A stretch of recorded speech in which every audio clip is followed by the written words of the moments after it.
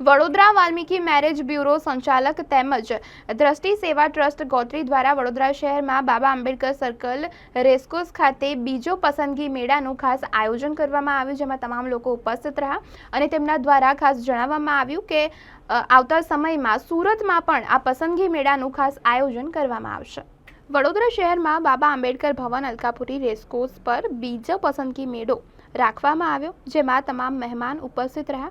સૌપ્રથમ કાર્યક્રમની શરૂઆતમાં હરણી રોડ પર આવેલ તળાવમાં જે દીકરા દીકરીઓ પોતાનો જીવ ગુમાવ્યો છે તે તમામ લોકોને શ્રદ્ધાંજલિ પાઠવવામાં આવી। તે પછી બાબા સાહેબની પૂજા કરવામાં આવી। તેના પછી ગ્રુપના સંચાલક પ્રમુખ શ્રી જીતુભાઈ સોલંકીની પત્ની દક્ષાબેન મુખ્ય અતિથિના હાર પહેરાવીને સ્વાગત કર્યું।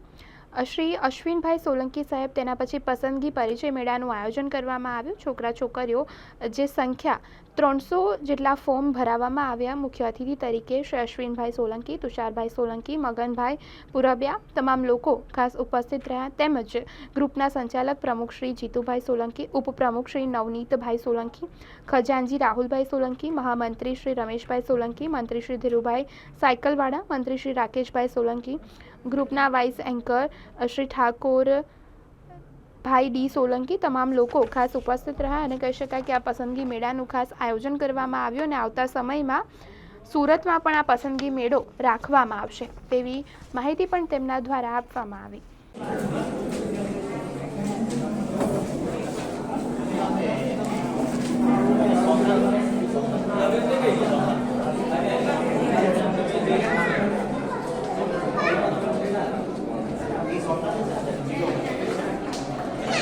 રમેશભાઈનું સ્વાગત અમારા જે નિર્ણય કરશે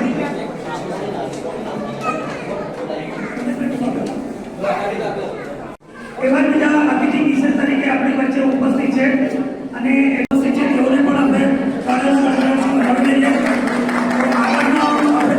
વિનંતી કરીએ કે તેઓ પોતાનો પરિચય બતાવે।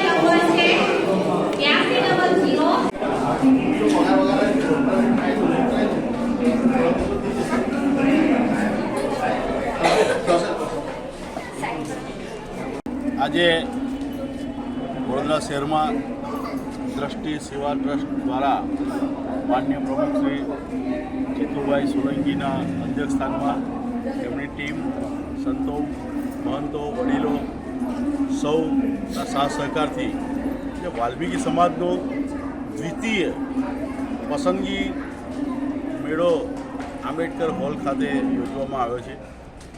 ખૂબ ખૂબ ધન્યવાદને પાત્ર છે જીતુભાઈ અને એમની ટીમ કે જેઓએ આ એક સુંદર કાર્ય કર્યું છે।